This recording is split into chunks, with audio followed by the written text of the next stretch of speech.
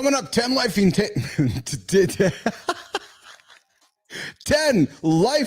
tips. Yeah, for the perfect morning. And it comes with figuring out the words that are going to come out of your mouth. This morning, Mornings in the Lab with Keith and friends.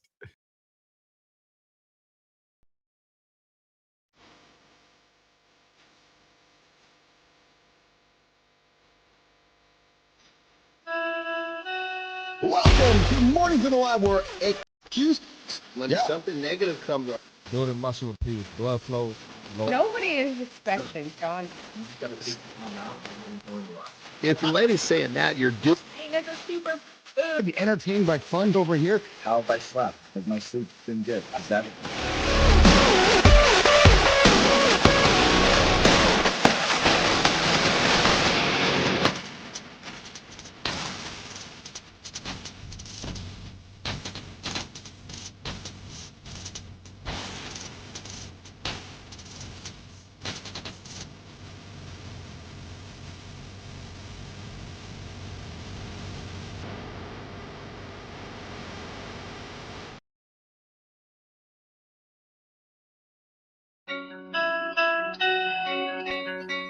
There we go. Yeah. Just figured out the book this morning.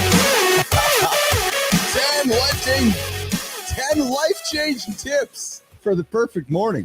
The first step is get the words right that are coming out of your mouth. There's the first tip when you get out of bed today. Figure out the words you want to say. You want to say good morning, baby? You want to say good morning, children? Or do you want to say good morning, nation? I'm Keith Bilous. I'm the host of Mornings in the Lab with Keith and friends. Yes, baby, the only morning show to get your ass out of bed, boys. You hit that snooze button, you're 9 minutes behind. Hey, joining me in the lab this morning, I got CMartyFit, a.k.a. Christopher Martin, the greatest trainer over in the Maryland area. We got Jon Andersen joining us here this morning as well, hanging out there in Cali, lifting up some heavy things and putting them down. Producer Jimmy's on the buttons, and we got Tommy in the community, making sure you guys are engaged and entertained and bringing out the content and the conversation here. Mornings in the Lab with Keith and friends. We're going to dig into a bunch of topics today, guys, over the next 75 to 90 minutes. 10 life-changing tips for the perfect morning, starting with words coming out of your mouth that would help certainly first thing in the morning. And guys, big news coming out of Pepsi. You're like, what? I thought the show was about health and fitness and wellness and good things. Yes, it is. But big news coming out of Pepsi. We're going to talk about that later this morning. It appears that our messaging, the world's messaging, is working. People might be getting healthier, and it's affecting the Pepsi stock market, the Pepsi stock price. That's being affected because people are making better choices. Although I suspect if you talk to Jon and Marty, they're like, no, I don't see it in my world. We're going to get into that later today. AJ Zeglen is going to join us a little bit later this morning. We're going to keep the conversation going, guys, around this whole idea of 10 life-changing tips for the perfect. No, that's not the one. I have one here, which is the conversation we've been going on about all week, which is ways that you can get your life in order. And we're going to give you guys some tactical advice on how to get after that. I want to talk a little bit how to stop letting social anxiety control your life. And maybe we'll have some time to get into the quickie playbook with Valentine's around the corner. We might talk a little bit about the quickie. You know, the quickie. And hey, guys, your knowledge, that knowledge in your head, that knowledge in John's head, that knowledge in Marty's head, that knowledge in my head, apparently people might want to pay for it. So let's talk about that. So if you're a creator, or if you think you're a creator, or listen, do you think I'm a creator, or John's a creator, or Marty's a creator? We are.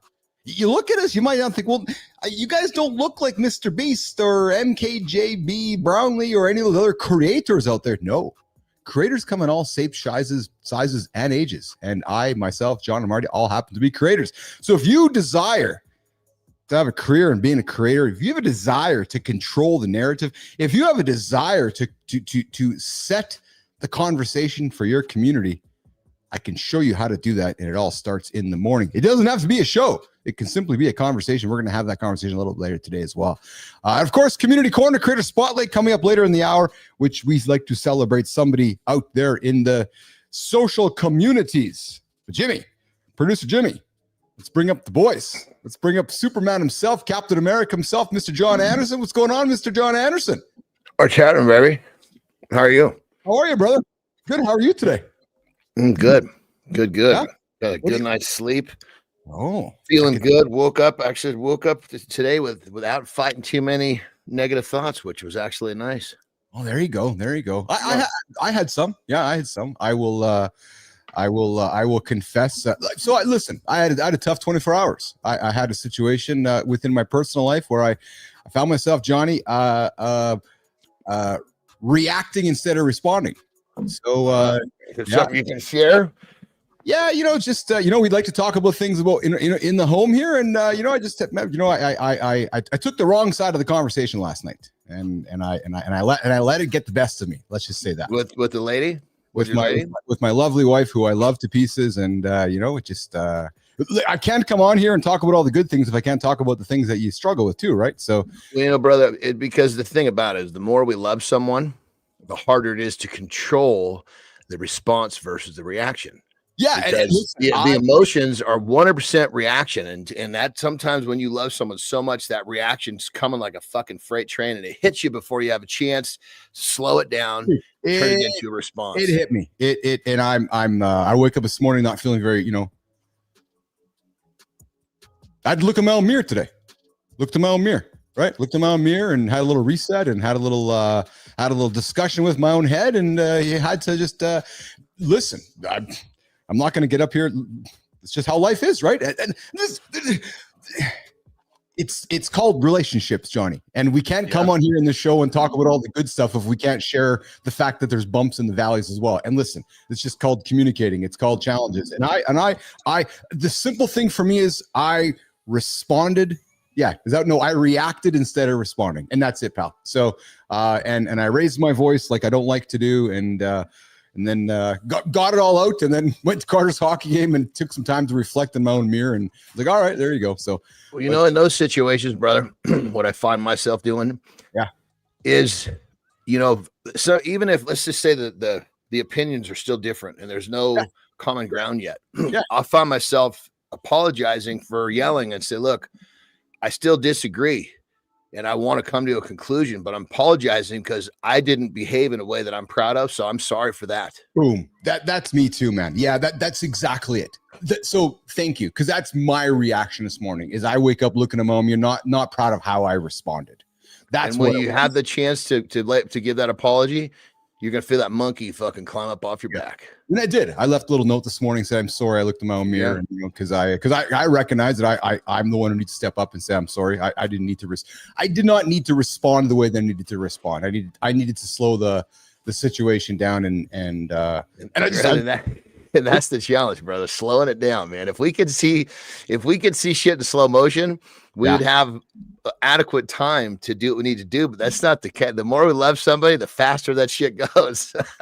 Here's the thing, pal. I'm going to ask you this because I think you can relate to me, man. Because we're being brothers right now. Yeah, I reverted to an old habit that I wasn't proud of. Oh, brother, we just like a computer. We have these fucking defaults that are programmed deep inside of us. And they never leave. We just have to practice the new programs enough. It's harder to get to that default. When the power goes off and your fucking computer dies, it turns back on with all the factory default settings. Like, God damn it, now I got to go through and adjust all this shit. That's what we do. You fucking. Oh, by the way, nation, we like to swear on this show. You just simplify things so ridiculous, man. That's a good way of putting it too. Dude, it's like in that moment, the power turns off, the lights go out.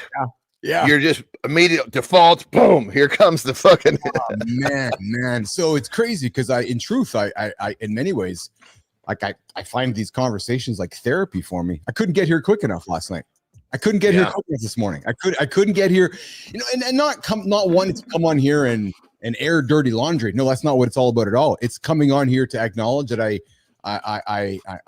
wasn't proud of a behavior that I exhibited last night. I raised my voice, and I've been working really hard since I've been working with you not to do that. And I had a reaction instead of a response. So I was like, fuck.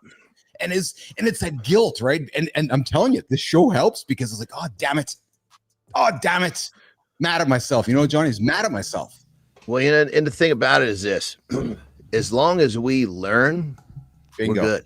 Yeah, that's exactly. It's when you do this, you don't learn, and you keep repeating the same dumb shit. That's where the problem arises. Well, and it's humbling too, right? It's humbling looking in your own mirror and recognizing that you're like, man, what an idiot I was. Well, and then our wives realize, hey, he realized he wanted to do something different. He didn't, but he's aware. Yeah. It's like the guy that comes home and drinks a 6-pack and watches TV every fucking night and is not aware that his wife is fucking dying. Yeah. And he keeps fucking doing the same dumb shit. She's over there just, hey, I'm over here, here's my tits. Hello, and he's just fucking drinking his beer, watching TV. That's the, we're the kind of guys that we recognize the mistake, we address it, apologize, move forward. That is a work in progress. Any good person, male or female, is going to want to continue to build a relationship with that personality and that character. Yeah. But Shake and Marty, just airing out some of my personal flaws this morning on the shows and kick the show off here. How are you, brother? I'm good, man. Hey, what I tell you, man? I woke up this morning fit, woke up this morning handsome. Yeah. And woke up this morning changing some lives. So I got nothing to complain about, man. Oh, and I ain't raising my voice at nobody either. What's going on with you, Keith? I love that, brother. We don't do that, man. Come on, man. Tighten up, man. You're a good man, Marty. You're a good man. It's funny. I got in here. I got into the lab this morning. I was going to crack a joke because, hey, Johnny, I think Marty was up late night editing videos. He was, because I got home from Carter's game and I got a note from Marty going, yeah, I'm going to do some editing before bed. I looked at the clock. I'm like, Marty, I'll see you in a few hours, but I didn't say nothing, brother, because I'm thinking to myself, is he going to do it or not? Did you stay up late editing videos last night? Not too late, man. But yeah, I'm a machine, man. I can't sit down, man. Marty, what we got to do for you, brother? Excuse me, because you look at everybody. It's like thinking basketball, right? You represent a certain skill set. Like, I've seen some of the videos. You're up there fucking draining those threes. Pow, pow, pow. That's your place on the outside, sinking the deep ones, right? If I'm wrong, pretend I'm right, right? That was your place. Okay. Well, you're a creator, not an editor. We need to get you an editor so you can create more. If you can put the time into more creation and have somebody edit for you, you won't just double what you do. It becomes a multiplier. You'll quadruple. That's a good point, man. Yeah, you're basically they got you playing in the paint when you're fucking editing, brother. That's a good analogy, bro. That was good, wasn't it, baby? Come on. Fucking good. Get out of the paint, Marty. God damn it. Speaking of getting out of the paint, good morning, good time. I see you in the comments. Thanks for joining us here this morning on the show. You're here nice and early this morning, brother. Good to have you there. Guys, I'm suspecting that let's take all the credit for this, but our message is getting through and messages are getting through. Pepsi, the big old PepsiCo, the owners of Pepsi and Lay's and Gatorade and Tostitos, and earnings report yesterday, boys, came out and revealed that its net revenue shrunk by 0.2% year over year as consumer demand for snacks and drinks declined in the United States. This is good, guys. I was really quite excited about this because during the quarter, its Frito-Lay brand saw that number. So 3% decrease. All their packaged foods decreased considerably. And they talk about their trend saying that consumers have a higher level of awareness towards health and wellness amongst American consumers, which is also impacting sales. And they also talked about consumers spending less time. Here we go. According to a recent survey conducted by the International Food Information Council, 80% of Americans, consumers, said that they take into consideration whether or not a food product is processed. And about 63% of Americans these days, boys, say that they avoid processed foods while more than half follow a vegan, veggie, or plant-based diet in an effort to stay healthier. Ingredients and foods that have recently drawn scrutiny from consumers on social for being overly processed and contributing to inflammation in the body include seed oils such as canola, vegetables, sunflower, corn, and then artificial food coloring such as red, 40, blue, green are often found. But the reality is, boys, is that consumers are making different decisions. Companies like Pepsi, and I'm going to assume Coke, are hearing about it in the market. So if you're an investor, it sucks. But if you're a person who's living and trying to promote healthy lifestyles like we are, it's good news, guys. It's good news. Yeah, very good news. It's and it's kind of a wonderful news to hear that the consumers are becoming more aware of processed foods. But unfortunately, it's right about the time when non-processed foods are becoming really fucking expensive and processed foods are getting much cheaper as the separation in our, I guess you'd say it's almost like the separation in our world, our classes. It's like, I still believe in, if we fast forward 25 years, the poor are only going to be able to afford to eat the shitty processed foods. They're going to be the king of the walking zombie. And then there's the rich who eat the good whole foods that are so fucking expensive that the poor didn't have a chance to fucking buy.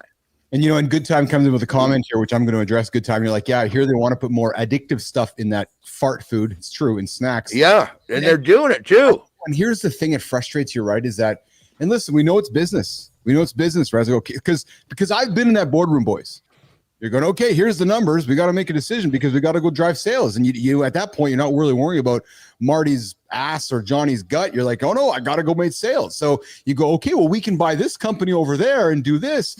And so they wouldn't acquire a company out of so apparently they're looking to, and here's what it makes me laugh, right? So Pepsi's going to expand into healthier food options. Yes, I said Pepsi and healthier food options in the same sentence. Like that's just in itself, right? No, but it's 7-Eleven did it. Fuck, they made a healthy food section in their cooler. Okay, fair point. Yeah, fair point. So, you know, the acquisition of a company that they bought garnered backlash from consumers because, as Good Time says, they're talking about the companies altering the ingredients of some of these products with cheaper, undesirable chemicals that they can pose a threat to human health. It's crazy, man. So it's just a fucking sham then, unfortunately. Well, that's kind of what you sometimes wonder, right? It's robbing Peter. It's like we're gonna produce some healthy cigarettes. Don't worry, everyone. RJ Reynolds is gonna produce healthy cigarettes next year. Hold tight. If you're a smoker, you're gonna be okay. But it's a slightly less bit toxic than the one from last year, and it's healthy. It's robbing Peter to pay Paul, right? And they're going to make it green. They're going to make it green. Yeah, healthy if it's green. Yeah, exactly. Good morning, Benzie. Good to see you in the comments there. And Scotty, I appreciate you sent me a nice little note there on LinkedIn. Scott, I think it's Scotty, you're from Phoenix. I appreciate the note you sent us over there, which was awesome. Boys, let's keep the show rolling here. Let's get to the accountability check-in. We'll come back and we got some talk. I want to talk about Benzie. I just got him moving in the right direction with his shit. Nice. Yes. Yeah. That's awesome. Yeah. I was like, why does that fucking name sound so familiar? And I'm like, God damn it. Okay, I was just fucking texting Scott yesterday. That's awesome. We'll hang up with his email, but we got a new one made and bam. I think actually he said that he had some sort of a technical issue. And I said, brother, there's a lot of things that I can help you with, but that ain't one of them. Yes, we know that. We know that. Okay, Jimmy, let's do the accountability check-in and we'll come back and keep the show rocking and rolling here, guys. Hey, beard or no beard? You ever wondered that, boys? You ever thought you should have a beard or not have a beard? Let's talk about it. Listen, I learned something about procrastination and it changed everything for me. Everything. Not laziness. It's not self-preservation. You don't put things off because you don't care. No, you put them off because it pushes you out of your comfort zone. Yep, it's true. Look in the mirror. Ask yourself, are you doing it because you want to do it? Or are you doing it because you're scared of doing it? Some require decisions that you don't feel you're ready to make, often being the case. You're like, I don't want to make the decision. I'll make it tomorrow. I'll make it next week. I just don't want to deal with this right now. So you procrastinate. Some, they force you to risk looking like a beginner. Some make you question if you're good enough, frankly. So what do you do? What do you do, Benzie? Do you spot it? Do you name what's around you and do you keep avoiding it? Do you find the friction, fear, the uncertainty, the overwhelm? Or do you make it tiny? Do you shrink it to a 5-minute action? Do you think, oh my God, it's going to take me an hour, but if I can do that hour in 12 5-minute segments, I'm going to get it done? Something to ask yourself. Do you make it real? Do you set a deadline? Do you tell someone who will hold you to it? Do you want to come on this show and make a public declaration? Listen, leveling up, guys, is not easy. It belongs to those who do not want what others want. And that means saying often, get to playing it safe. Playing it safe is the path to not winning for the most part. So next time you procrastinate, boys, pay attention. Ask yourself why you're procrastinating. It's not a red flag. It's a sign that you are growing. It's a sign that you're moving forward. So, guys, the only question as you start your day, as you get your day rolling, as you're moving through your morning with your morning habits and your morning routine, how bad do you want it? How bad do you want what's on the other side? Benzie? Holroyd? Good time? How bad do you guys want it? I know how bad I want it. So I was going through my morning coffee this morning. I was wrestling with my anxiety and wrestling with my brain. I said to myself, I'm fucking good at this. I believe in myself. We're going to keep going. Harder than ever. There you go. It's your accountability check, and don't procrastinate. Get after it. Get after those big, tough decisions that are standing in front of you, because what's standing in front of you is only going to make you stronger. There you go, Jim. Let's get after. Let's bring the boys back in. Adam, you're right, man. McDonald's tried to do that as well by offering healthier options. But, do you remember that, Marty, when McDonald's brought that old, hey, we're bringing healthy options onto the menu? It's ridiculous, man. Part of the problem I think we as humans have is that we just don't associate in our brain, right? We don't associate with going to McDonald's and having a salad. We don't associate going to McDonald's and eating healthy. And that's part of the problem when you don't, your brain's like, well, no, I want to go to McDonald's and have a fucking burger. I want to go to McDonald's and have some fries. We don't think about going to McDonald's to have something healthy. It's just not how it works, right? Well, that's why it's just best not to go there at all. That's exactly it. I mean, good times. I went to McDonald's. My kid yesterday was $20. It's true, man. You go to McDonald's. I think part of the problem is that there's so many people that are raised on that shit. They don't really even. It's like we talked about yesterday. Sometimes we're kind of programmed, and when your parents take you to eat at certain places, it's just endorsed. You don't really think about it. Is it unhealthy? Or it was not till later in life, once you're fucking hooked on this shit, the convenience and the drugs you're in, and the addictive chemicals, you realize, holy shit, maybe I'm not eating so well. Well, fuck, at that point, it's almost like you're a fucking alcoholic by the time you're on your own 2 feet. You know? Yeah, that's exactly it. Hey, Jimmy, Tommy, let's get into the conversation about beards, boys. Beards, as in beards on your face. Researchers have found that men's facial hair, Marty, looking at you, brother.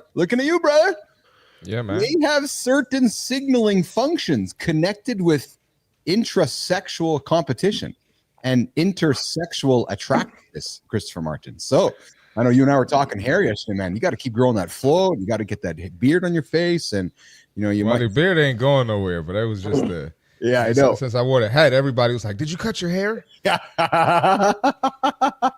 No, I didn't cut my hair. But listen, here's the thing. At some point, we've all stood in front of a mirror, right, and thought, should I grow a beard? Sure, Johnny, you have.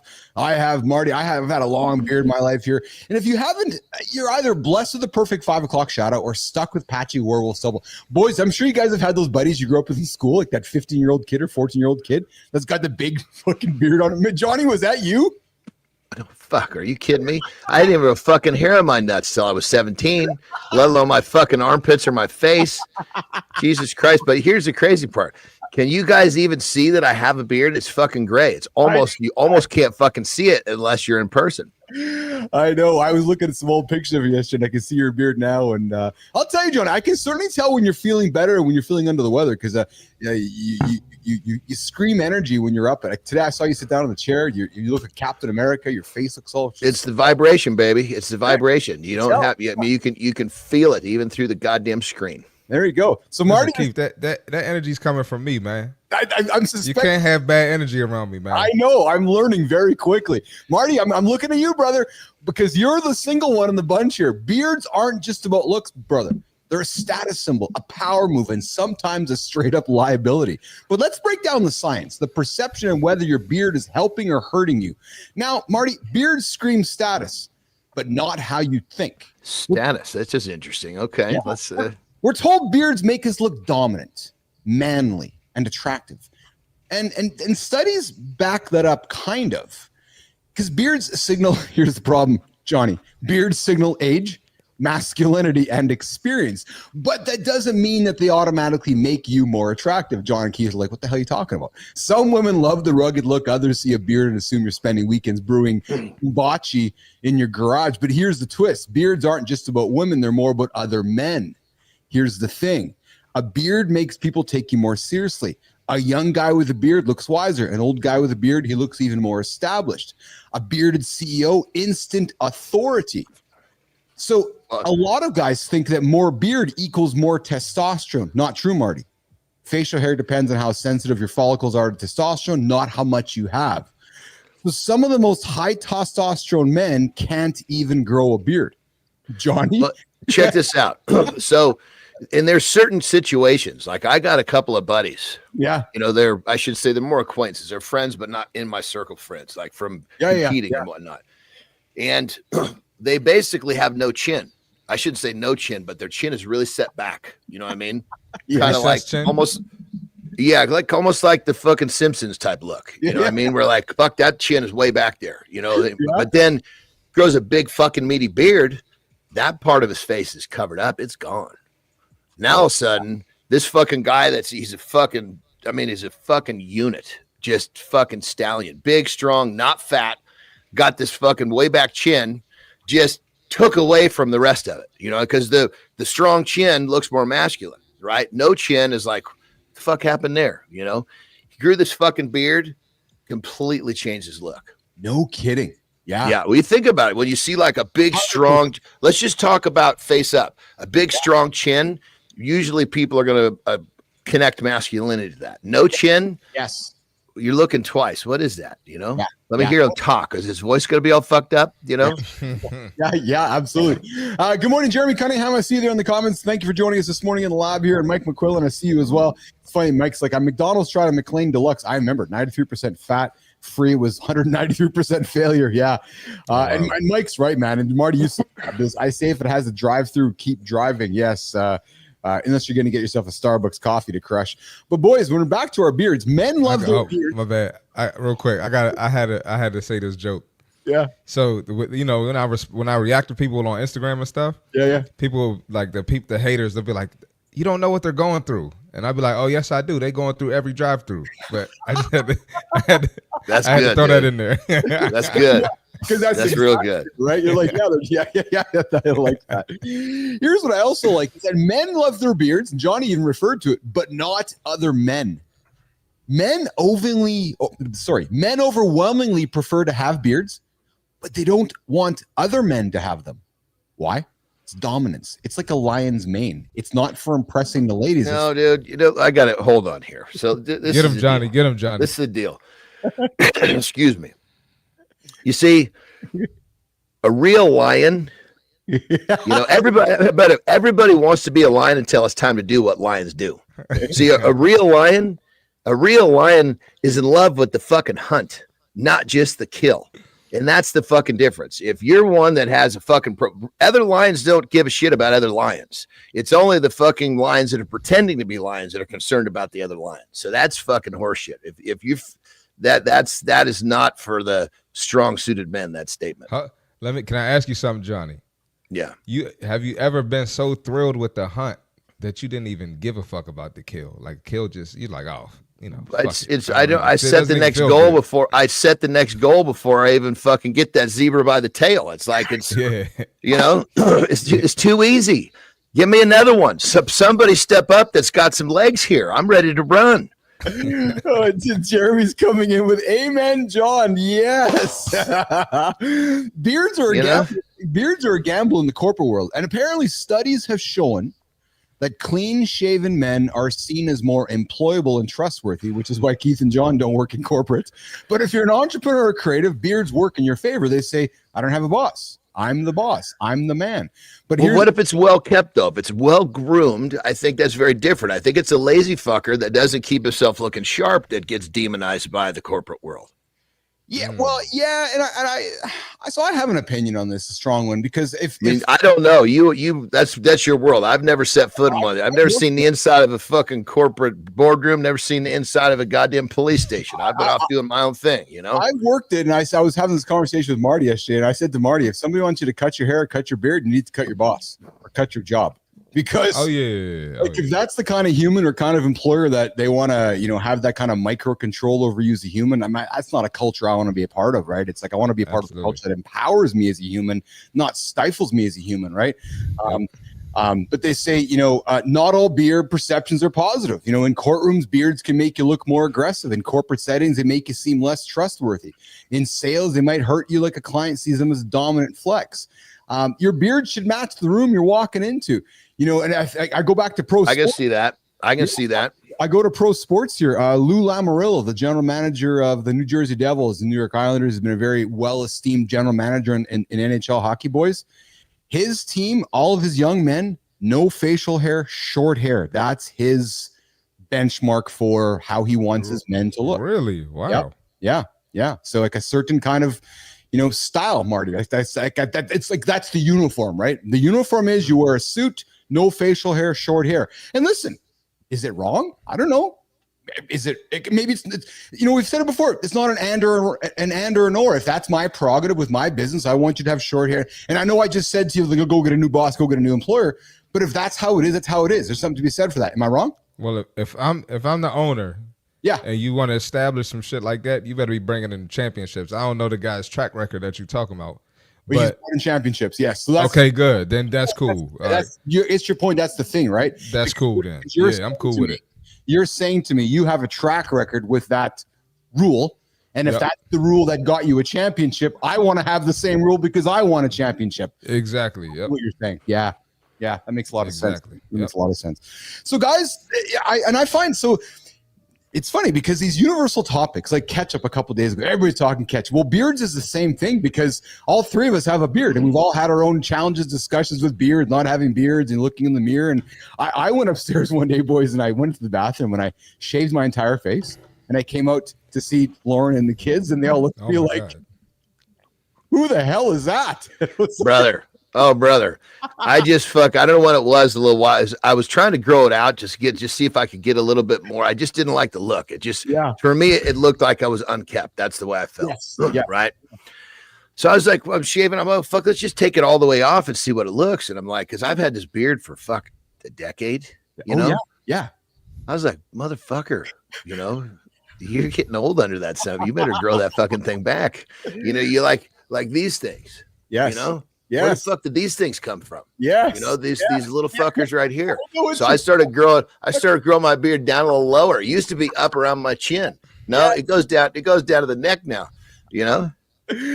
Well, so your buddy Justin there has a nice beard. I like the long beard on men. And and you know what and you're right, you talk about being kept, unkept. I think there's a way to have we had Tyler Hoover on our show, long beard. We've had a few gentlemen on our show with long. I like the long scruffy. You want to hear about a kept beard? Justin, he's got a barber's chair in his fucking house. Yeah, and he has the barber come. I believe it's like every 5th day. Oh yeah, and he he fucking straight edges it. Like the old school. Oh yeah. So he's rolls it up and everything, and it's a different. He's got a different type of care for his beard. Oh yeah. Looks like my camera just died here, so I'm going to go flip this over. It's good timing. So, Jimmy, we're going to get to the accountability. We're going to get to the fit tip, and we'll keep the show rocking and rolling here, boy. And we're going to come back, and I want to get into 10 life-changing tips for the perfect morning. We'll drop some nuggets on the table for everybody, and a few more conversations that you guys don't know what we're talking about. Coming up in 2 minutes, Mornings in the Lab with Keith and Friends. Let's rock and roll. All right, man, fitness tip for today. Don't underestimate momentum. You want to try to keep the good momentum as long as possible. What am I talking about? So we all have those days where we wake up. I literally just left the gym. I saw one of the homies in the gym. She was like, I'm not feeling this shit today. And I was like, I understand. And she was like, but I'm here though. And that's what matters. There's going to be days you don't feel like it. There's going to be days where it's just your body's sore. You might be stressed, but you still got to keep the momentum. Because at the end of the day, if you don't hit your goal, it's your fault. And it's no one else's. And the moment you break your momentum is the moment you're on the path to more than likely not hitting your goal. Because when you stop, it's going to be easier to stop again. It's going to be easier to stop again. One day turns into a week turns to a month turns into a year, and now you fell off.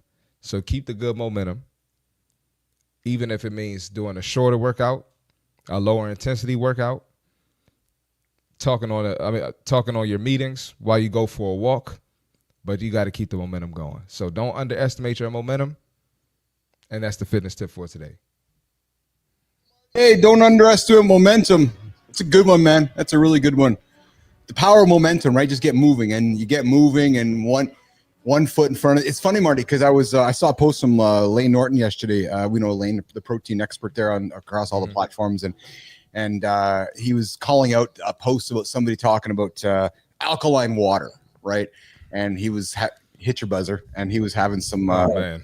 Man. Exactly. He was having some fun with it, and I loved what he said, though. Right? His post was this. He's like, everybody, everybody in the fitness industry, for the most part, is going to try to sell you something because the stuff that actually works is pretty boring. Being accountable, eating whole foods, showing up every single day, getting your lift in, doing resistance, rinse, repeat, do it the next day. So the message is really 100%. 100%. Somewhere along the way, somebody's like, hey, I need to find attention here. Oh, I know. I've discovered alkaline water. It's going to be better for everybody. So now I create content and conversation and create these headlines around alkaline water because I'm trying to stand out differently from the boring message that Marty keeps delivering, the boring message that Keith keeps delivering, and the boring message that Johnny keeps delivering. But here's the thing. When this fucking shit works, alkaline water and all these other little things, they work really fucking well when you stack them on top of all the shit you're supposed to be doing, and you've been doing it for a long fucking time. Well, that's you can destroy alkalinity just eating poorly. So it's like, okay, I'm going to drink this alkaline water, but you're doing a bunch of other shit that fucks it all up. What's the difference? And that was Lane's point, Johnny, is that, are there benefits? He looked at the science, maybe. He's like, but the benefits don't matter if you're not sleeping, eating whole food, getting your rest, getting your training in. Everything else doesn't matter until you do all the boring stuff. And again, that's what I love about this industry, but also hate about it, because we have been able to capitalize on this whole idea of just the loop. It's boring, but just show up. It's funny. I was talking to a lady last night at Carter's Game Boys, and she was talking she goes, wow, you got to do this every single day. I go, yeah, it's not magic. She goes, no, but it's hard for people to be accountable every single day. I go, it is. It's really hard for everybody to be accountable every single day. It's part of the challenge we all have as humans, right? So, but guys, let's drop some nuggets on the table for Nation. We talk about this often on the show. We got AJ Zeglen joining us in about 8 minutes or so for Mind Fuel. But guys, Johnny, one of the tips that I know are life-changing for you for the morning was getting your morning set the night before. And then the other tip I know is important for you is putting the alarm clock in the other room. Drop something on the table right now for a life-changing tip, a life-changing hack for somebody who's Mike's smart right now. Mike's joining us. He's like, shit, I'm trying to figure shit out. Give Mike a hack right now. It's going to change his life. Marty, Johnny. Start small and learn to honor the promises to yourself.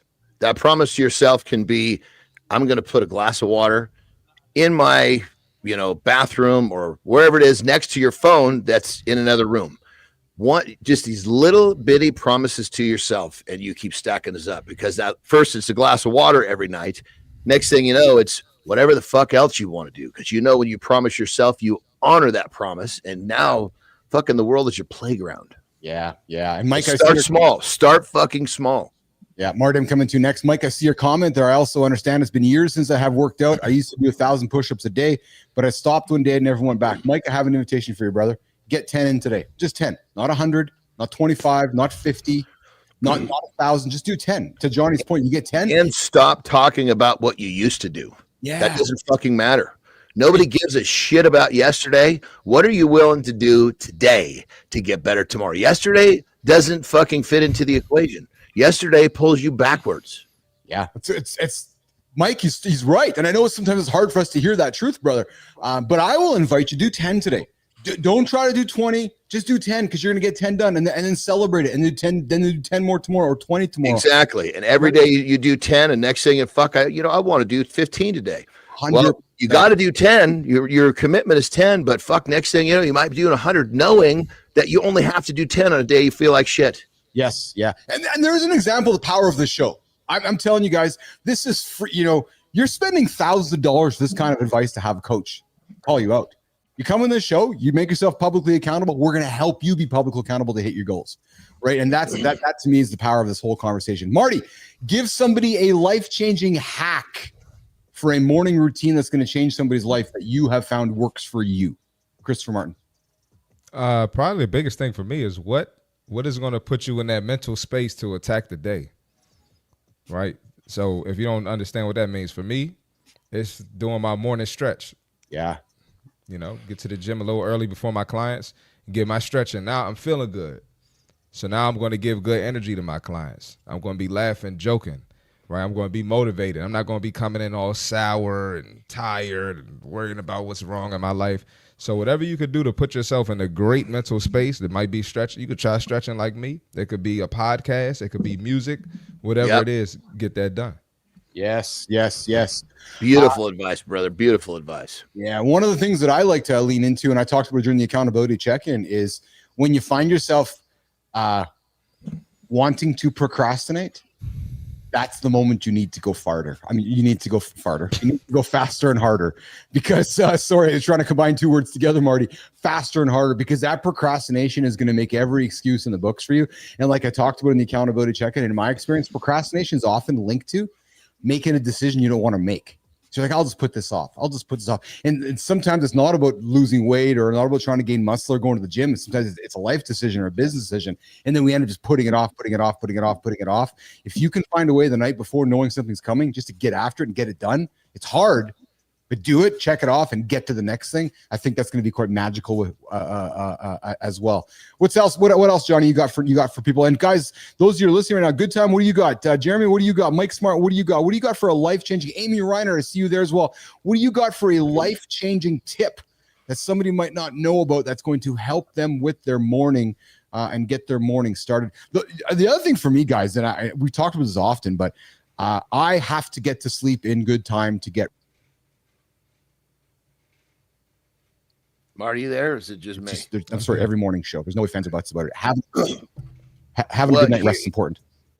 Having a good night's rest, and I think there's all sorts of little things, that can be done. But realistically, these handful of little things really get encapsulated with spending a few minutes tonight to map out tomorrow morning. Yes. 5 minutes tonight will save you an hour in the morning. Yes. Journaling, boys. I know we talk about it, perhaps not enough, but the power of journaling, whether it's digitally or analog or getting, words into your brain or words onto a piece of paper. Again, it's somewhat repetitive, but there's strong evidence, and there's strong evidence to suggest you get those words out, it's going to help you move forward. There's no question about that. John, do you know the 5 Ps?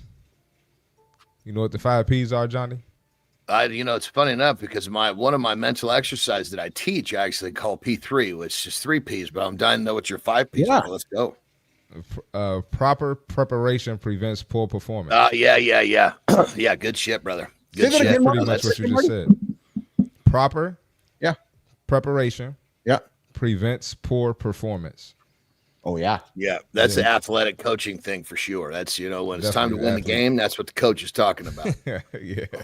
It's funny how we look into cliches and we laugh about cliches, but how truthful cliches are, right? Yep. Like they're so overused, so often overused, but yet there's such there's a purpose we call them cliches because we like using them, and they certainly mean something. Marty, one last thing, brother. What's one a good time comes in with pre-planning? Obviously is a big step of the game here. Glass of water, baby. Glass of water immediately out of bed. We'll start the rehydration. We'll give you clarity, help you with energy. Yes. It takes, a few seconds to fill it up, a few seconds to put it in the bathroom. I literally get up, turn off the alarm in the bathroom, take a piss, straight for the fucking water. Boom. I'm still butt fucking naked, and I got down close to a liter. Yeah. And Amy Reiner, it's like, get a dog. And there's actually some truth to that, Johnny? Because there's no sleeping in the morning when the dogs want to eat. And here's what I like about dogs, Johnny and Marty, is that they're programmed for a routine. If you're doing it right, you're waking up your fucking dogs. My dogs don't. I mean, Jesus Christ, if my dogs are waking me up, I'm really fucking this up here. I know. I wake mine up too. But my point, though, is, Marty, is that Johnny, is that because dogs are so routined, you get your dog into a good routine and you're in a good routine. I think you can create some pretty good magic with my dog's got nothing on me, man. Marty, I will say they get up with me. They get up with me at 3 because the big one needs medicine. He's got skin allergies, so I basically give him each a treat because I got to get medicine down to 1. As soon as he has the medicine, he wants to go back and sleep with his mom. So literally, medicine goes. He just starts walking toward that. So he has his routine, but he gets his ass up because I'm starting to walk out of the bedroom, and he doesn't want to miss his treat. I was just gonna say because he knows dad's gonna feed him or dad's gonna give him some treats, right? He's like, oh, dad's up, I gotta get us some treats. That's hey, Marty, did you grow up with a dog? You didn't get a dog one day or what? Yeah, I grew up with dogs. Yeah, I grew up with dogs. Yeah. Yeah. Oh yeah, yeah. That's true about the dogs having a routine for sure. Yeah, and I wanted to add. I think you were about to ask me to give another gem. Yeah, please do. Yeah, I was just going to add. You got to have vision, right? It sounds simple, but you got to have a picture of what you want your morning or your day to look like. Yes. So you got to see the success before you get to the success. Is what I'm saying. And this unequivocal self-belief. I know that again, that's kind of cliche and softy. And good morning, Amy. Amy's off to walk her dog. Go enjoy your walk there, Amy. I guess for me, Marty, it's in order to move mountains and shake mountains, you have to have this undeniable self-belief. And I think that's part of having a life-changing tip in the morning. Because if you don't have undeniable self-belief, Johnny, you said it yesterday, if you don't believe in yourself, nobody else is going to. Yeah. You need one person's got to believe. And as long as that one person believes, others will follow. That's right. All right, listen, let's get to the there's life-changing tips for you guys to dig into this morning. One of the biggest tips I'm going to offer you guys as we close this segment, show up for our show. 8 o'clock Eastern time, mornings live with Keith and friends. Keith, John, and Marty, not going anywhere. We are growing up with you guys. If you guys need some accountability partners, life-changing tips, life-changing advice, life-changing conversation, we have it every single day here on the show, Mornings in the Lab with Keith and friends. But listen, we're going to get to the lifestyle tip with Jon Andersen, and then when we come back, we got AJ Zeglen joining us. I want to get into a conversation around social anxiety and how to stop letting social anxiety control your life. I know I've gone into rooms. I'm curious about you boys, John, Marty. I know I've gone into conference rooms and big rooms with lots of people where I just all of a sudden start feeling anxious, right? Or Marty, I'm on an airplane flying somewhere and I'm anxious, going, oh my God. I've battled it, frankly. I've battled this social anxiety. And people sometimes like, yeah, but Keith, you're like this entertainer in front of the camera. Fair. But when it comes to like these big events, sometimes I get really socially anxious. So let's talk about how to stop letting social anxiety control your life with AJ. But before we do that, that's not the right one. I was saying new music, baby. Come on. That's the one for Johnny Andersen. Get after it, brother. I can't believe I got to do this dumb shit again today. That is so often what I think when I get up in the morning. Then I remind myself, if I do what's easy, my life will be hard. If I do what's hard, my life will be easy. Yes, some of the things that you have to do, I have to do, you have to do, whoever wants to be successful has to do, that is boring. That sucks. That's just maybe not sexy, whatever you want to call it. But here's the thing. When you continue to do those things, it becomes sexy. You actually start to enjoy the journey because the success becomes the flavor of the day. Because you're going to get up and you're going to realize if I do more of that shit that I didn't want to do in the beginning, I'm going to get even more of what I want. So remember, if you do what is easy, your life will be hard. If you do what is hard, your life will be easy. That's the bottom line. Rock and roll. Good tips and advice from Jon Andersen here, Mornings in the Lab with friends. The lifestyle tip, giving you guys something to think about. Don't do easy shit, man. Don't do it. What's going on, AJ? Not much. How you guys doing? How are you, brother? You good? AJ, what's up, brother? I'm always good. Yeah. And we got AJ. We got Johnny's got his energy back here, as you can tell. You can see him vibrating off the screen. He reminds me of Captain America this morning with his blue shirt and his red hat. And I had a good rest day yesterday. Had a really freaking amazing ride on my dirt bike. It was killer, man. I was sending some big jumps, baby. I was on the big ones. Some of the big ones, it's like 60 feet between the first and the second jump. Yeah. Oh shit. AJ, fourth fucking gear, man. It's fun, baby. We actually have Evel Knievel on the show with us, AJ. Yeah. I like it. We had a discussion with Marty and AJ. I'm sorry, and Johnny a couple weeks back about Evel Knievel, and Marty was looking at Johnny and I with this quizzical look on our face, like, "Evil? What the fucking Knievel? What?" And like, yeah, it's just a little too young for that one. White dude jumping motorbikes and jumping cars in Vegas there back in the day, back in the old days. there's probably a hole in the market right now for a stuntman. Like, I feel there's no famous stuntman out there right now. Yes, you're right. There is actually a gap in the market for a famous stuntman. Yeah. Well, and when you do that stuff, I mean, look at this, Evel Knievel, he spawned a whole, generation of people that just started. I mean, he made a sport basically before there was a sport. That's right. And the thing I love about it is the people that get into this stuff. Perfect example, the guy that I ride with, he's my neighbor. He's fucking 63 years old and he kicks my ass. He's so fucking fast. It's unbelievable, but he loves it. And he's staying young doing the crazy shit. Hey, Zeglen, is it me or I don't know, in my experience anyways, I'm thinking that the 50, 55, 60-year-old men probably in your circle are probably curling or going for walks or cycling or doing some pretty simple activities. And there we have Andersen and his 63-year-old neighbor doing fucking and who you surround yourself with is the key. These fucking guy does flips on a wakeboard. I'm out on the beach and his name's John also. He goes by and boom. You see the gray hair streaming and he's doing fucking flips, man. AJ, I wanted to talk about social anxiety today. And how it can control people's lives. People walking into a room and feeling like everybody's watching you and they're judging, they're waiting for you to mess up. And to many of us, that social anxiety, it's exhausting. And I gotta wonder, AJ, have you had men come through your clinic and just through your practice of this feeling of, oh my God, my brain's running on this worst case scenario. Every time I go somewhere, I'm scared of saying something stupid, or people are going to make fun of me, or they're judging my body, or they're judging what I'm wearing. And they get so socially anxious, they can't move. Let's talk about it, AJ. Where do we start, brother? Yeah. Anxiety in general is probably the most common thing that we see in therapy. Right. But is that right? Is that true? Yeah.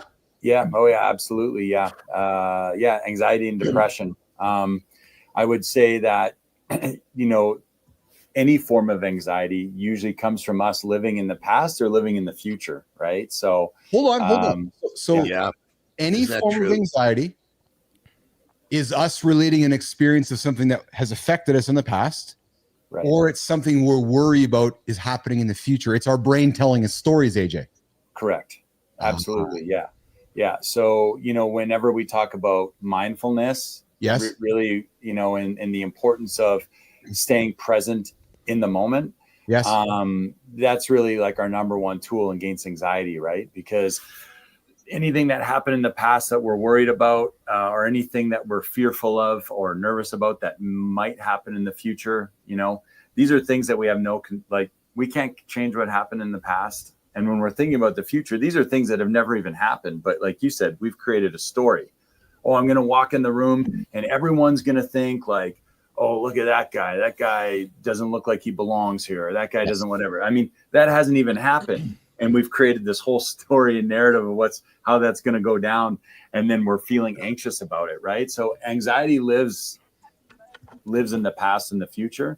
So anything that we can do to keep ourselves mindful and in the present is very helpful. And then, of course, there's that old saying that I don't even remember how it goes, but we always assume that people are thinking about us, but everyone's always thinking about themselves. Yeah. So let me jump in right there, brother, because I can't remember his name. Dr. Dre's business partner. He's a mogul. He represents all sorts of different artists, and they did beats together. Jimmy Iovine. There we go. Yeah. He literally, I was watching an interview, and he's listen. First thing you got to realize is stop thinking everybody is worried what you're doing. Nobody's watching. They got their own problems. And as soon as you forget about that, you're going to get where you want to go. And this is a guy, and he goes, I live that way. He goes, nobody gives a shit about me. And he goes, and he rips off. He goes, I'm this, that, and the other. Nobody's watching me. So you think they're watching you? No. It's like, if you think about it, it's like one of the most narcissistic fucking statements that someone can make. Everybody's fucking watching. I'm so worried. Nobody's fucking watching you. You're not that important. Go fucking kick some ass and fucking stop worrying about this shit. That's right. That is so true, because nobody does. So it's funny, people get all nervous while going on stage and messing up. when yet everybody in the audience is going, yeah, I mess up too. But yet we all scared that AJ's judging me because I've messed up my lines on stage. Right. Yeah. Yeah. It just, we're all kind of thinking the same way though. Right. Yeah, Like everyone in that room is, exactly. Everyone in that room is nervous and wondering what everyone else is thinking about them and worried about saying and doing the right things and worried about whatever. And, the funny thing is that like, no one really cares, right? No one's really, everyone's so busy paying attention to themselves. They're not even worried about you. So AJ, let's flip the script. Yeah. How do we help somebody who is anxious? What are some tactics? What are some advice, some strategies you would offer a man who's starting his day right now? And I see Good Time coming here saying, I compensate with being going out, but inside I'm so anxious. Good Time, I can relate. Right. So what are some tactics, strategies, AJ, you would offer somebody or offer men that coming through your clinic when it comes to handling and managing social anxiety? Right. So it would be, for one, to challenge ourselves, right? So we created a rule for ourselves and been like, hey, I have this rule for myself that I don't like being in a room full of people, right? Or I don't like being out at the mall. And we might be like, okay, where did that rule come from? Right. And wherever it came from, do we need it anymore? Right. Like if you went out and you were, you had to speak one day in front of your class as a kid and you feel like you forgot everything that you said and you really messed up and everyone in the class laughed because they thought it was funny because you forgot all the stuff. And you've been hanging on to that now for the last 30 years. Right.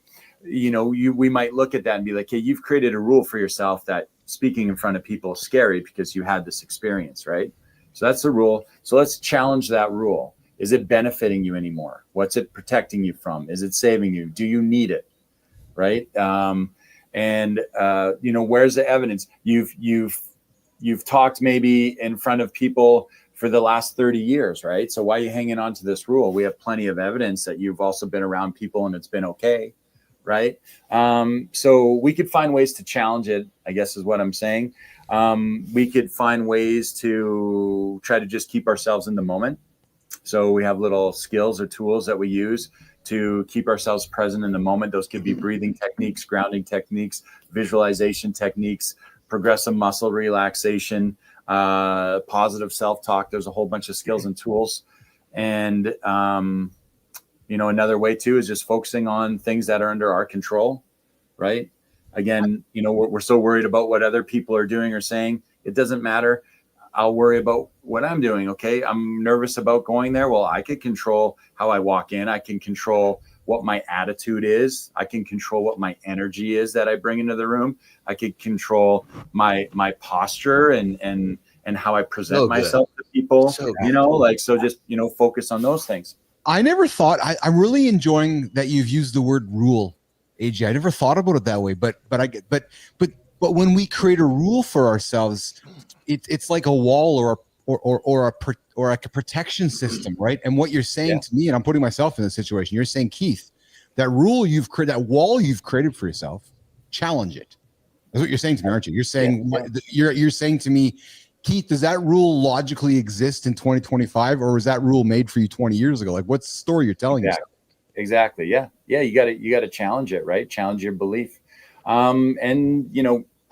We've talked about taking small steps to death here, but you could also take small steps to build evidence that you don't need that rule anymore. If you're scared to be in a room full of people, you had a bad experience. Maybe you legitimately had a bad experience at one time. You're like, okay, well, let's go in and let's just see if you could go in, take a walk outside through the park.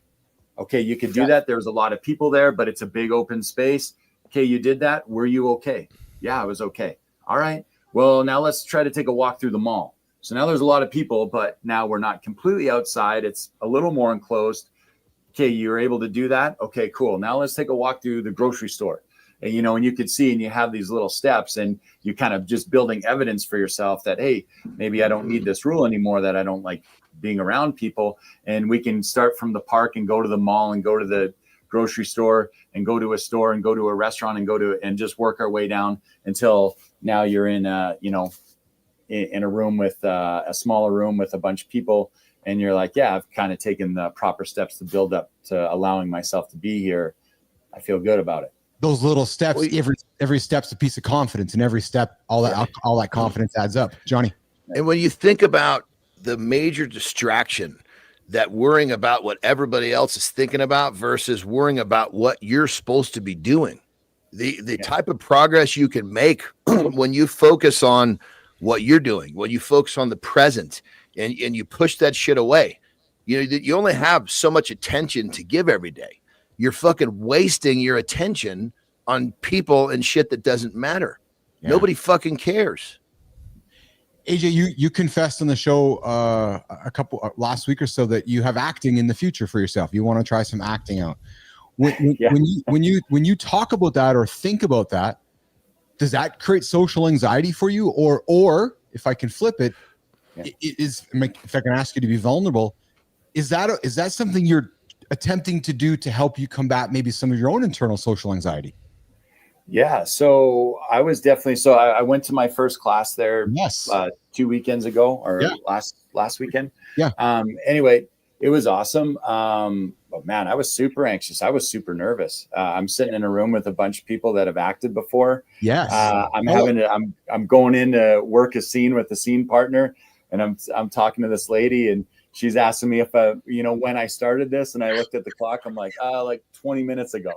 And she's like, oh my God. But so man, I had the butterflies, I had the self-doubt, I had everything going on that you would typically see. Some of it's perspective and how we frame stuff. For myself, yes, I've been able to work and get myself in the spot to be like, oh man, like this is great. I'm meant to be here. I'm pushing myself today. I'm at the edge of my comfort zone. I'm really nervous about this. I'm trying to act. And man, I'm excited about this opportunity to really challenge myself, right? And but it can take a while for people to get to that spot and have that type of perspective. Well, and you flip the script. Like in a situation, if I'm in like that, right? It's new, like I said 5 minutes ago. That's perfect because I'm supposed to suck. Right. So when I don't, and I'm just a little bit good, people are like, you didn't start 5 minutes ago. It was like when my third ever bodybuilding competition was my international pro debut. I was supposed to suck. Nobody believed me. Everybody thought that I had been hiding somewhere. I podiumed. It was fucking amazing because I was supposed to suck and I actually did fairly well. So when you frame it that way, the pressure goes away and you just do what you're supposed to do and you're not distracted with the shit that doesn't fucking matter. I like that. You're supposed to suck. Like, so yes. It's like, and the next time you're going to suck a little less, and the next time you're going to suck a little less. And at some point you might actually be good, but until then you're just sucking a little less. Yeah, that's powerful because AJ, you go there and you're like, I actually don't belong here because I'm not supposed to be here, but I'm doing the best that I can. And actually, when you think about when you say it out loud that way, anybody hearing you, I'm doing the best that I can. Who's going to hate you for that, right? Dude, and we always suffer more in our imagination, right? So I'm I'm so nervous. Of course, the people that I meet in there and work with in this actors workshop, like the most supportive, friendliest people. They were just rooting for you. They wanted to do good. They were so generous to like give advice and share their own experience and be like, oh yeah, you just started. I remember when you know what I mean? And like the instructor would, I mean, everyone, whatever scenario you could have made up in your mind of being embarrassed, like as soon as you just kind of like just let go and just let yourself enjoy the experience, the amount of support in the room was overwhelming, right? You were like, oh, this is awesome. It's there to be. Love that. Right. And I would say, the majority of the time that's people's experience, but you're going to need that little bit of courage, right? Just to show up. Right. Yeah. In the good ones, they're gonna tell you, hey, yes, you're on the right track. Keep going. Like I can't tell how many times I meet some kid who's 18, 19, and he's fucking jacked. He's looking good for his age. Yeah. And I'm like, dude, he's looking at me, and I tell him, I said, look, if you put me next to you when I was your age, you made me look like a child. I said, you are way ahead of where I was at your age. All you got to do is keep doing what you're doing.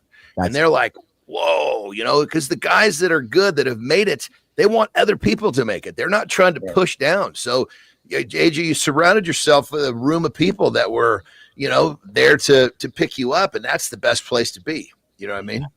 AJ, before you roll here, we got Jeremy Cunningham coming in saying, for social anxiety, I've overcome that a bit by finding things I can control and focusing on. Yes. If I can decide when I'm on or the order of what I'm talking about, pushing off what I can't. Right. And it's finding that semblance of control in the situation, isn't it, AJ? And I find the word control, it's a loaded word in many ways, right? But if you can have awareness around it, there's power in that, isn't there, Mr. Zeglen? Yeah, absolutely. And, that was one of the things that we were just, discussing about. Focus on the things that are under your control. Yes. Yeah. Right. So yeah, you're right. Control can be a loaded word. I think when we are kind of putting it out onto other people, right? But when we're talking about what's under our scope of control and what we have, right? Obviously, I think it's a extremely positive skill to have and positive thing to focus on, right? Just like he was saying, I love that he's been able to identify that and use his scope of control as a tool or a strategy for helping manage that social anxiety, right? It's a great skill to have, right? Yeah. And John was talking about energy and saying like, hey, you don't want to waste the time, the energy. When we do these things, when we emotionally regulate ourselves, yes, right, it takes energy. Our brain uses a ton of energy. I know, physically we associate our energy consumption with a lot of physical tasks, and our muscles use energy, and we all have a general understanding of that. Our brain uses an insane amount of energy, right? So when we talk about like, hey, I want to be able to regulate my emotions here. I want to be able to, take a few deep breaths, and I want to be able to calm my nervousness and focus on what I'm trying to say or do. That takes a lot of energy. If we've already given out all our energy to worrying about all the shit around us that we can't control, what type of capacity left do we have to regulate our emotions and stuff? We don't. We gave it all away, right? And now that stuff's going to run away from us. But if we're able to just focus on what's under our scope of control, what we have control over, right? Now we save that energy, and we got a ton of capacity to regulate our emotions, our feelings, our thoughts, right? Yeah. Great stuff, man. Great stuff. Yeah. Great. Always, AJ. Dude, AJ, every time you show up, man, it's just like fucking, it just good shit, brother. It is. Good shit. Oh, man, it's like a breath of fresh air. Yeah, because it affects all of us, man. Because I think about getting on an airplane and going somewhere, Zeglen, and my anxiety goes to the roof. Oh man, it just and I got to find a way to stop telling myself stories, right? It gets so anxious, right? Right. So, but I'm glad we're talking about it, Mr. Zeglen. I appreciate you. I appreciate everything you bring to the table. Yes. What do you got going on today, pal? Before you roll. I'm right in the gym now to work with a hockey academy. Yeah. And we got some deep cheeks on the agenda today.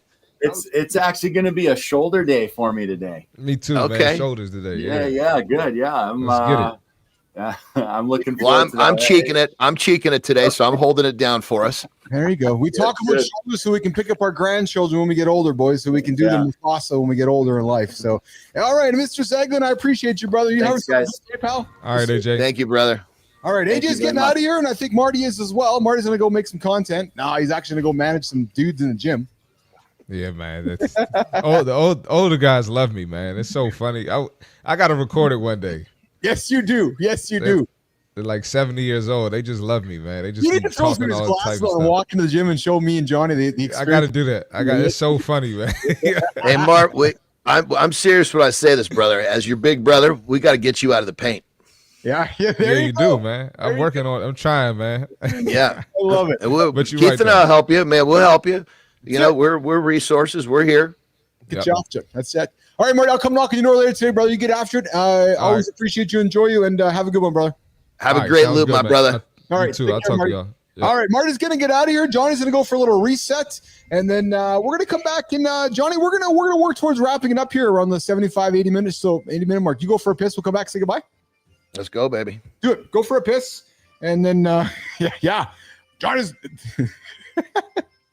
What other morning show do you hang out with, man, where we talk about going for the cutter, using the bidet, going for a piss, all those type of things? I know where you find it. Mornings in the Lab with Keith and Friends, the only morning show where you wake up with guys like Jeremy Cunningham, Amy Reinhart, Keith Bilous, AJ Zeglen, Christopher Martin, Good Time, Shinku, Tommy, Jimmy, man, the whole crew from around the planet joining us every single day.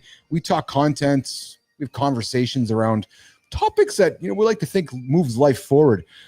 Jimmy, before we bring Johnny back in and keep the show rolling and get to the community corner, Jim, let's do a segment on this idea of your knowledge is a gold mine. I'm going to pull a conversation up here for creators because there is creators right now. There is someone out there. I'm telling you guys right now, there's someone out there in your orbit that is waiting to pay for what you know. Yep. What do I say, Jimmy? True story. It's true. There's folks out there going, how did you do that? How did Johnny do that? How did Keith do that? How did Marty do that? There's somebody going, I want to do that. I want to have a morning conversation. I want to set the tone for my community. And listen, not because you got some fancy degree, not because you got 1 million followers. It's because you have this experience. You have this knowledge. People are like, man, that John guy, he's been through tons of experience. I want to learn from that experience because you have experience, and experience is currency, right? That currency never devalues. You can't take my experience away. You can't take Johnny's experience away. You can't take Marta's experience away. Every day we get up and get after, that experience only grows. But here's the thing. Most guys, we sit on our knowledge. We sit on it. Right? Good time. We're like, I got a bunch of knowledge, but I'm not doing nothing with it. And it's like a secret that we are afraid to share. Like, no, I'm not going to share it with anybody. But here's the thing, boys. You're waiting, you're watching, you're overthinking. Meanwhile, someone else who knows less than you is getting in front of you, getting in front of the conversation and owning the conversation. Here's the thing, boys. There's two types of people in every industry. Those who react and those who start the damn conversation. If you're a leader of your community, the best way to set the conversation is to start the conversation. When do you start the conversation? In the morning. I'm telling you guys, if you're not talking, you're invisible. And invisible people don't get paid. Yeah, true story.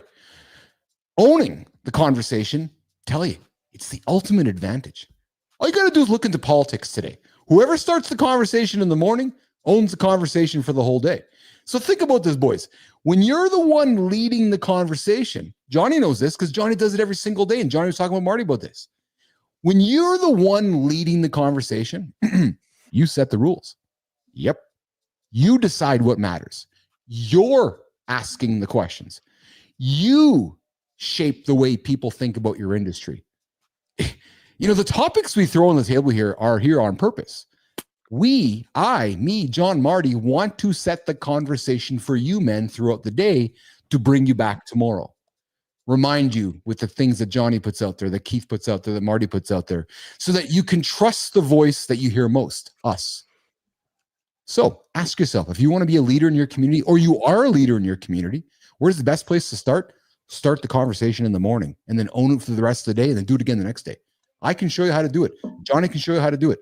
Talk to me. Come knock on my door. I can help you own the conversation, just like Keith, John, and Marty do in our community. You can do it in your community, and it doesn't have to be a show. It's just about having and starting a conversation. Johnny, let's just talk about this for a quick second. The power of starting the conversation for throughout the day. I know you've since we met, you not only do you lean into this experience, but you get the power of starting the conversation in the morning. Talk about it, Johnny, with your community. Well, I think it's obviously it's starting the conversation, but then I think keeping that narrative going. Yes. It's because, and I'm going to use myself as a perfect example. The more times I hear something, yes, the more I understand it. Yes. The more I understand it, the better I do it. At first you're hearing something, Yes. you're trying to adapt to it. You're trying to understand it. You're trying to use it. And at a certain point, you kind of become that thing. Yes. You become that value, you become that perspective. It becomes a state of mind. So I think starting the conversation is obvious. That's the first step, but then keeping it going. Yes. I think that's the, we just live in this world where people, it's real easy to have a great idea.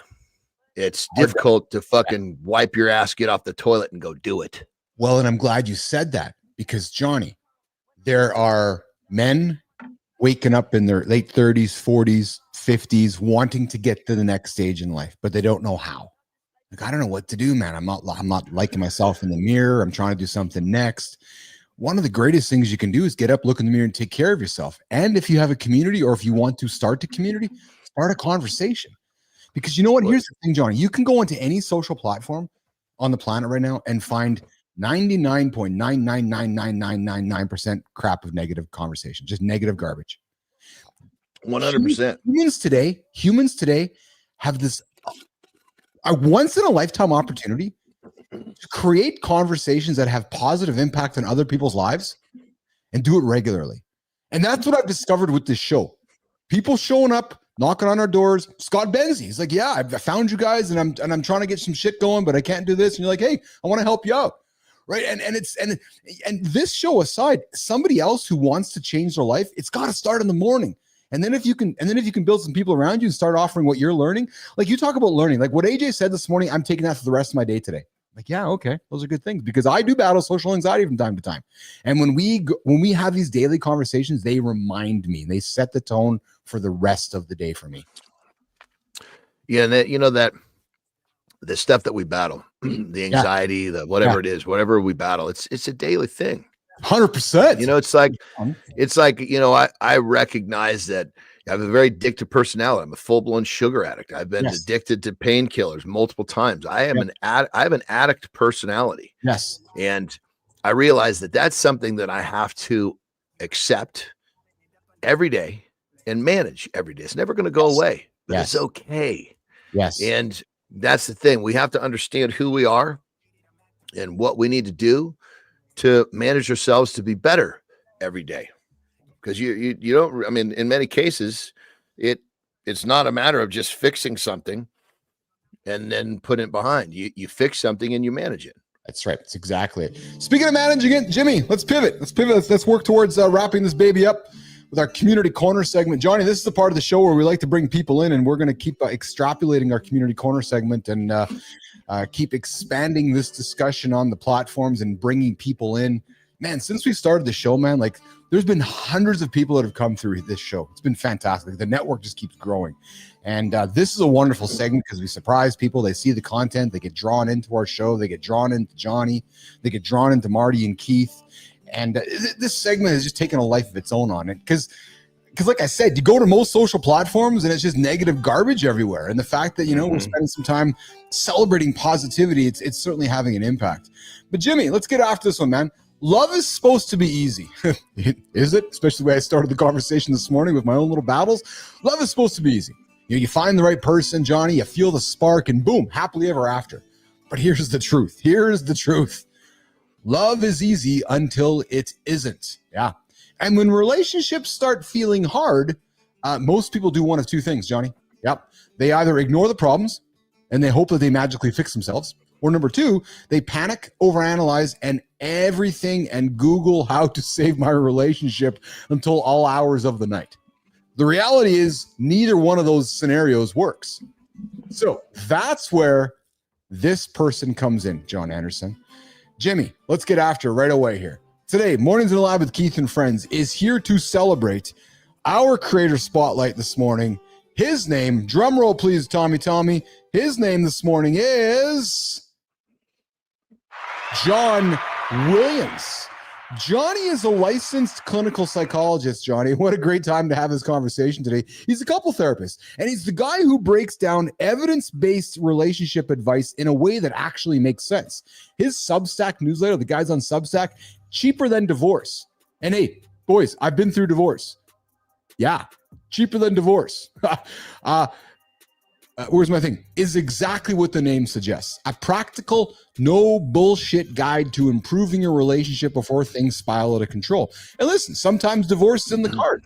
Sometimes it's not. But John Williams comes in to help you consider a practical, no BS guide to improving relationships. He doesn't do fluff, Johnny. No corny love advice. No. Just communicate more cliche. No, none of that.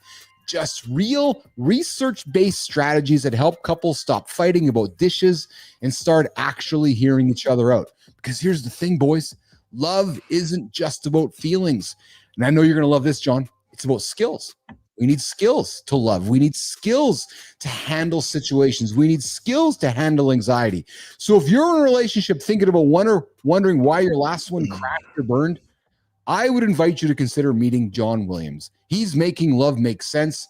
And if you ask me, John, Marty, that is worth celebrating here Mornings in the Lab with Keith and Friends. So John, we are celebrating you this morning as a wonderful clinical psychologist helping couples out around the world. And what we want to do is invite you to the lab. We want to invite you to the conversation because we know there's somebody in your orbit, maybe it's one of your clients, who you want to celebrate. So John Williams, come hang out with myself and Jon Andersen here Mornings in the Lab with Keith and Friends. You're just up the beach. They're from Johnny there in Hermosa Beach, California. But John, come hang out with us. Let's talk about relationships and love advice and so forth for this Mornings in the Lab with Keith and Friends. There you go. Skills, Johnny, we know that's something we do not talk about often in relationships, is the skills that we require as men and women to have healthy relationships. And I'm glad that, John, that word was used, because skills, we think about skills of lifting weights, doing work, but we don't think about skills of managing anxiety, managing arguments, managing relationships, John. People don't work on themselves enough. You know, the phrase I love is the most important work a person does, call it a man, woman. The most important work a man does is on himself. Yes. Going to your job is not the most important work.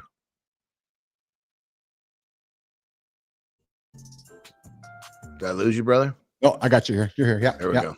Yeah, you're right though. It's again cliche, but it's true. Right. And you've heard it enough times like I have. Nobody's complaining on their deathbed about the amount of extra hours they put in at work.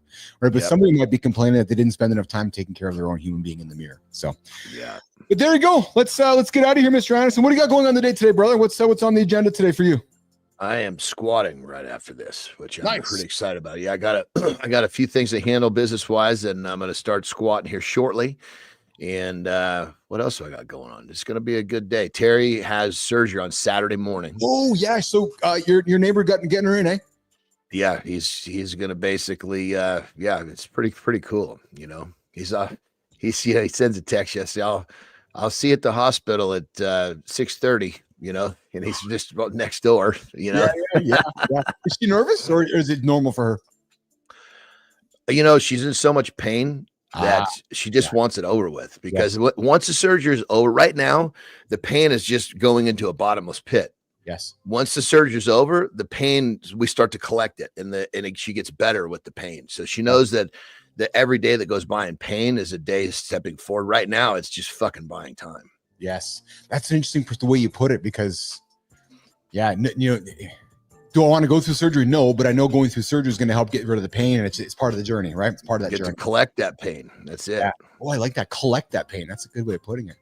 All right. And like I said yesterday, I will, I'm going to come send you a text later today. Let's connect later today or tomorrow. I do have somebody that can help us out. So that can rock and roll and keep us moving the business forward, my brother. So listen, nation, on behalf of Jimmy, we're going to rock and roll out of here as a collective this morning. Where's my sound? That's not the one I want. There it is there. All right, there it is, Jimmy. There's the sound.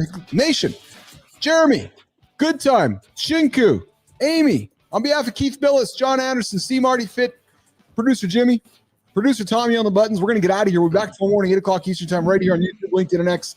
Mornings in the Lab with Keith and Friends, the only morning show, man, to get your ass out of bed. Don't hit the snooze button. Get after it. And listen, if you're having some social anxiety today, pause. Ask yourself, is it a story you're telling yourself from yesterday, or is it a story you're telling yourself about something that might not even happen? So let's get after it. John's going to go do some legs. I'm going to do some shoulders, and we'll see you guys tomorrow morning in Mornings in the Lab. Let's get after it. Have a good loop, everyone. Ciao.